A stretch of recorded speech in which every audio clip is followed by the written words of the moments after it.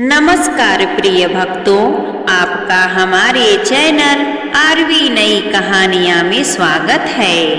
उम्मीद करती हूँ आज की कहानी आपको जरूर पसंद आए। आज सुनेंगे शुक्रवार के दिन संतोषी माता की व्रत कथा। तो चलिए इस कथा को प्रसन्नचित मन से हम सुनते हैं। शुक्रवार के दिन माँ संतोषी का व्रत पूजन किया जाता है। इस पूजा के दौरान माता की आरती पूजन तथा अंत में माता की कथा सुनी जाती है। बहुत समय पहले की बात है, एक बुढ़िया थी, उसके 7 बेटे थे। 6 बेटे कमाने वाले थे, जबकि एक बेटा निकम्मा था। बुढ़िया 6 बेटों की रसोई बनाती, भोजन कराती और उनमें से जो कुछ जूठन बचती वह 7वें को दे देती। एक दिन वह पत्नी से बोला, देखो मेरी माँ को मुझ पर कितना प्रेम है। वह बोली, क्यों नहीं, सबका जूठा जो तुमको रोज खिलाती है। वह बोला, ऐसा नहीं हो सकता, मैं जब तक अपनी आंखों से न देख लूं मान नहीं सकता। बहू हंसकर बोली, देख लोगे तब तो मानोगे। कुछ दिन बाद त्योहार आया। घर में 7 प्रकार के भोजन और चूरमे के लड्डू बने। वह जांचने को सिर दुखने का बहाना कर पतला वस्त्र सिर पर ओढ़े रसोई घर में ही सो गया। वह कपड़े में से सब कुछ देखता रहा। 6 भाई भोजन करने आए। उसने देखा कि माँ ने उनके लिए सुंदर सुंदर आसन बिछाए हैं, अनेकों प्रकार की रसोई परोसी है और आग्रह करके उन्हें जमाया। वह देखता रहा। 6 भाई भोजन करके उठे तब माँ ने उनकी जूठी थालियों में से सभी लड्डुओं के टुकड़े को उठाकर एक लड्डू बनाया। जूठन साफ कर बुढ़िया माँ ने उसे पुकारा, बेटा 6 भाई भोजन कर गए, अब तू ही बाकी है, उठ तू कब खाएगा। कहने लगा, माँ मुझे भोजन नहीं करना, मैं अब परदेश जा रहा हूँ। माँ ने कहा, कल जाता तो आज ही चला जा। वह बोला, हाँ आज ही जा रहा हूँ माँ। यह कहकर वह घर से निकल गया। चलते समय पत्नी की याद आ गई। वह गौशाला में कंडे पाथ रही थी। वहाँ जाकर बोला, हम जावे परदेश, आवेंगे कुछ काल, तुम रहियो संतोष से धर्म अपनो पाल। तब उसकी पत्नी बोली, जाओ पिया आनंद से, हमारो सोच हटाए, राम भरोसे हम रहें, ईश्वर तुम्हें सहाय। 2 निशानी आपन, देखूं धरू मैं धीर, सुधी मति हमारी, बेसारियो रखियो मन गंभीर। वह बोला, मेरे पास तो कुछ नहीं है, यह अंगूठी है, सो ले ले और अपनी कुछ निशानी हमें दे दे। वह बोली, मेरे पास क्या है, यह गोबर भरा हाथ है। यह कहकर उसकी पत्नी उसके पीठ पर गोबर के हाथ की थाप मार दी। वह चल दिया। चलते चलते दूर देश पहुँचा। परदेश जाकर वहाँ एक साहूकार की दुकान थी। वहाँ जाकर कहने लगा, भाई मुझे नौकरी पर रख लो। साहूकार को जरूरत थी। बोला, रह जा। लड़के ने पूछा, तनख्वाह क्या दोगे। साहूकार ने कहा, काम देख कर दाम मिलेंगे। साहूकार की नौकरी मिल गई। वह सुबह 7 बजे से 10 बजे तक नौकरी पर जाने लगा। कुछ दिनों में दुकान का सारा लेन देन, हिसाब किताब, ग्राहकों को माल बेचना, सारा काम करने लगा। साहूकार के 7-8 नौकर थे। वे सब चक्कर खाने लगे कि यह तो बहुत होशियार बन रहा है। सेठ ने भी काम देखा और 3 महीनों में ही उसे आधे मुनाफे का हिस्सेदार बना लिया। वह कुछ वर्ष में ही नामी सेठ बन गया और मालिक सारा कारोबार उस पर छोड़कर चला गया। इधर उसकी पत्नी को सास ससुर दुख देने लगे। सारी गृहस्थी का काम करा के उसे लकड़ी लेने जंगल में भेजते थे। इस बीच घर के आटे से जो भी भूसी निकलती उसकी रोटी बनाकर रख दी जाती थी और फूटे नारियल की नरेली में पानी। एक दिन वह लकड़ी लेने जा रही थी। रास्ते में बहुत सी स्त्रियां संतोषी माता का व्रत करती हुई दिखाई दी। वह वहां खड़ी होकर कथा सुनने लगी और पूछा, बहनों, तुम किस देवता का व्रत करती हो और उसके करने से क्या फल मिलता है? यदि तुम इस व्रत का विधान मुझे समझा कर कहोगे तो मैं तुम्हारा बड़ा एहसान मानूंगी। तब उनमें से एक स्त्री बोली, सुनो, यह संतोषी माता का व्रत है। इसके करने से निर्धनता, दरिद्रता का नाश होता है और जो कुछ मन में कामना हो सब संतोषी माता की कृपा से पूरी होती है। तब उसने उस महिला से व्रत की विधि पूछी। वह भक्तिनी स्त्री बोली, 1.25 आने का गुड़ चना लेना, इच्छा हो तो 5.25 आने का लेना या 1.25 रुपए का भी सहूलियत के अनुसार लेना। बिना परेशानी और श्रद्धा व प्रेम से जितना भी बन पड़े सवाया लेना। प्रत्येक शुक्रवार को निराहार रहकर कथा सुनना। इसके बीच क्रम टूटे नहीं, लगातार नियम का पालन करना। सुनने वाला कोई न मिले तो घी का दीपक जलाकर उसके आगे या जल के पात्र को सामने रखकर कथा कहना। जब कार्य सिद्ध न हो नियम का पालन करना और कार्य सिद्ध हो जाने पर व्रत का उद्यापन करना। 3 मास में माता फल पूरा करती हैं। यदि किसी के ग्रह खोटे भी हों तो भी माता वर्ष भर में कार्य सिद्ध करती हैं। फल सिद्ध होने पर उद्यापन करना चाहिए, बीच में नहीं। उद्यापन में 2.5 सेर आटे का खाजा तथा इसी परिणाम से खीर तथा चने का साग लेना। 8 लड़कों को भोजन कराना। जहाँ तक मिले देवर, जेठ, भाई, बंधु के हों, न मिले तो रिश्तेदारों और पास पड़ोसियों को बुलाना। उन्हें भोजन कराकर यथाशक्ति दक्षिणा देना। माता का नियम पूरा करना। उस दिन घर में खटाई न खाना। यह सुन बुढ़िया के लड़के की बहू चल दी। चलते चलते एक घने जंगल में जा पहुंची। वहां जंगल में बहुत सारी लकड़ियों का गट्ठे बनाकर रास्ते में लकड़ी के बोझ को बेच दिया और उन पैसों से गुड़ चना ले माता के व्रत की तैयारी करने चली। चलते चलते थोड़ी ही दूर पहुंची कि उसे सामने एक मंदिर दिखाई दिया। मंदिर देखकर पूछने लगी, यह मंदिर किसका है? सब कहने लगे, संतोषी माता का मंदिर है। यह सुनकर माता के मंदिर में जाकर उनके चरणों में लौटने लगी। दिन व दिन विनती करने लगी, माँ, मैं निपट अज्ञानी हूँ, व्रत के कुछ भी नियम नहीं जानती, मैं दुखी हूँ। हे माता जगत जननी, मेरा दुख दूर कर, मैं तेरी शरण में हूँ। तब माता को उस औरत पर दया आई। एक शुक्रवार बीता कि दूसरे ही शुक्रवार को उसके पति का पत्र आया और तीसरे शुक्रवार को उसका भेजा हुआ पैसा आ पहुंचा। यह देखकर उसके जेठ जेठानी उससे मुंह सिकोड़ने लगे। लड़के ताने देने लगे, काकी के पास तो पत्र आने लगे हैं, अब रुपया आने लगा, अब तो काकी की खातिर बढ़ेगी। बेचारी सरलता से कहती, भैया, कागज आवे रुपया आवे, हम सबके लिए अच्छा है।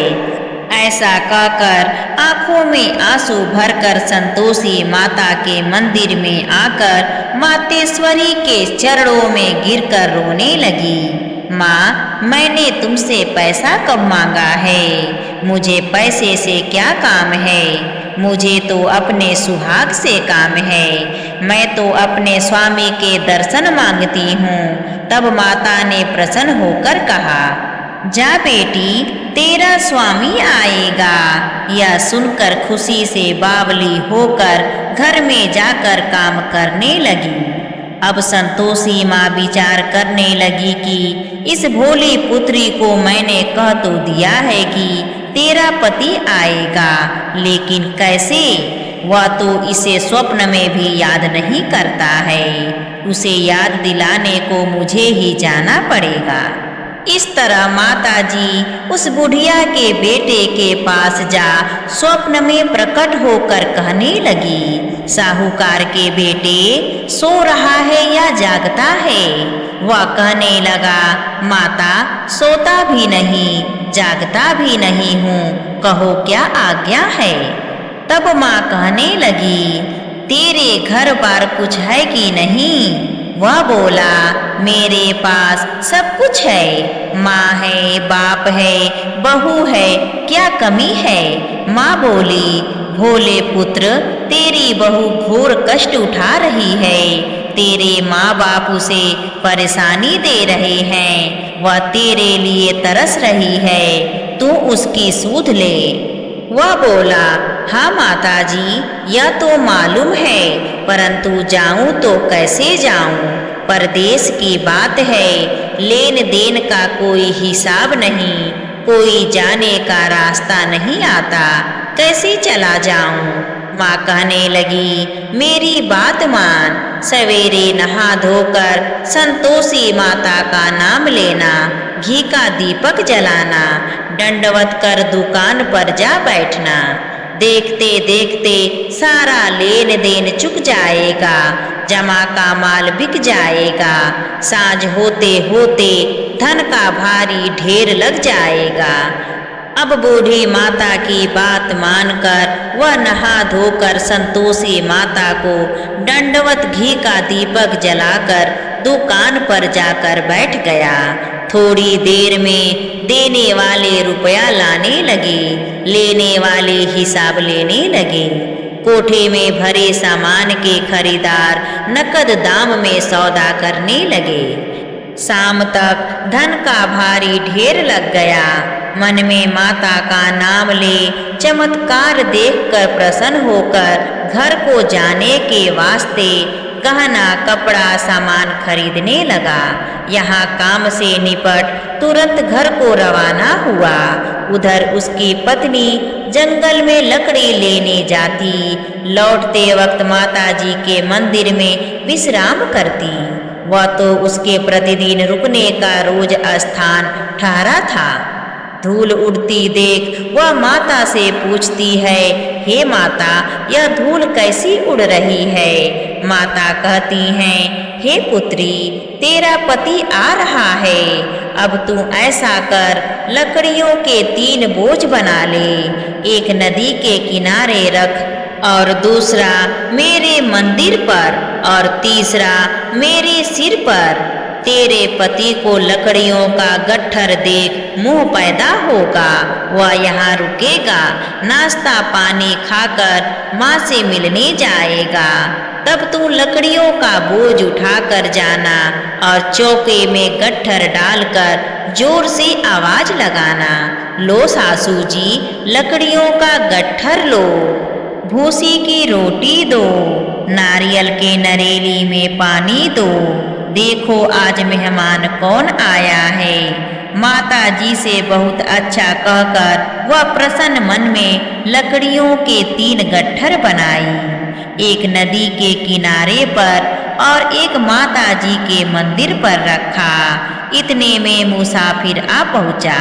सूखी लकड़ी देख उसकी इच्छा उत्पन्न हुई कि हम यहीं पर विश्राम करें और भोजन बनाकर खा पीकर गांव जाएं। इसी तरह रुककर भोजन बनाकर विश्राम करके गांव को गया। गांव जाकर सबसे प्रेम से मिला। उसी समय सिर पर लकड़ी का गट्ठा लिए वह उतावली सी आती है। लकड़ियों का भारी बोझ आंगन में डालकर जोर से 3 आवाज देती है। लो सासू जी, लकड़ियों का गट्ठर लो, भूसी की रोटी दो, नारियल के नरेली में पानी दो। देखो आज मेहमान कौन आया है। यह सुनकर उसकी सास बाहर आकर अपने दिए हुए कष्टों को भुलाने हेतु कहती है, बहू ऐसा क्यों कहती हो, तेरा मालिक ही तो आया है। आ बैठ, मीठा भात खा, भोजन कर, कपड़े गहने पहन। उसकी आवाज सुन उसका पति बाहर आता है। अंगूठी देख व्याकुल हो जाता है। माँ से पूछता है कि माँ यह कौन है। तब माँ बोलती है, बेटा यह तेरी पत्नी है। जब से तू गया है तब से सारे गांव में भटकती फिरती है। घर का काम काज कुछ नहीं करती, 4 पहर आकर खा जाती है। वह बोला, ठीक है माँ। तब बेटे ने अपनी माँ से कहा, मैंने इसे भी देखा और तुम्हें भी देखा, अब दूसरे घर की चाबी दो, मैं उसी में रहूँगा। माँ बोली, ठीक है, जैसी तेरी मर्जी। तब वह दूसरे मकान की 3री मंजिल का कमरा खोल सारा सामान जमाया। एक दिन में राजा के महल जैसा ठाट बाट बन गया। अब क्या था, बहू सुख भोगने लगी। इतने में शुक्रवार आया। उसने पति से कहा, मुझे संतोषी माता के व्रत का उद्यापन करना है। तब पति बोला, खुशी से कर लो। वह उद्यापन की तैयारी करने लगी। जेठानी के लड़कों को भोजन के लिए कहने गई। उन्होंने मंजूर किया, परंतु पीछे से जेठानी ने अपने बच्चों को सिखाया कि देखो बच्चों, भोजन के समय खटाई जरूर मांगना, जिससे उसका उद्यापन पूरा नहीं हो। उसके बाद लड़के ने अपनी माँ की कही हुई बात को ध्यानपूर्वक सुना और अपनी काकी के घर भोजन करने आए। खीर खाना पेट भर खाया, परंतु बाद में खाते ही कहने लगे कि हमें खटाई दो, खीर खाना हमको नहीं भाता। यह सब खाना देखकर हमें अरुचि होती है। वह कहने लगी, देखो बच्चों, खटाई किसी को नहीं दी जाएगी, यह तो संतोषी माता का प्रसाद है। लड़के उठ खड़े हो गए, बोले, पैसा लाओ। भोली बहू कुछ नहीं जानती थी, उन्हें पैसे दे दिए। लड़के उसी समय हट करके इमली खटाई ले खाने लगे। यह देखकर बहू पर माता जी ने कोप किया। राजा के दूत उसके पति को पकड़कर ले गए। जेठ जेठानी मनमाने वचन कहने लगे, लूट लूट कर धन इकट्ठा कर लाया है, अब सब मालूम पड़ जाएगा जब जेल की मार खाएगा। बहू से यह सब देखकर सहन नहीं हुआ। रोती हुई माता जी के मंदिर में गई, कहने लगी, हे माता, तुमने क्या किया? हंसाकर अब भक्तों को रुलाने लगी। माता बोली, बेटी, तूने उद्यापन करके मेरा व्रत भंग किया है। वह कहने लगी, माता, मैंने कुछ अपराध किया है, मैंने तो भूल से लड़कों को पैसे दे दिए थे, मुझे क्षमा करो, मैं फिर तुम्हारा उद्यापन करूंगी। तब माँ बोली, अब भूल मत करना। वह कहती है, अब भूल नहीं होगी, अब बतलाओ वे कैसी आवेंगे। माँ बोली, जा पुत्री, तेरा पति तुझे रास्ते में आता मिलेगा। वह निकली, राह में पति आता मिला। वह पूछती है, कहाँ गए थे? वह कहने लगा, इतना धन जो कमाया है उसका टैक्स राजा ने मांगा था, वह भरने गया था। वह प्रसन्न हो बोली, भला हुआ, अब घर को चलो। कुछ दिन बाद फिर शुक्रवार आया। वह बोली, मुझे फिर माता का उद्यापन करना है।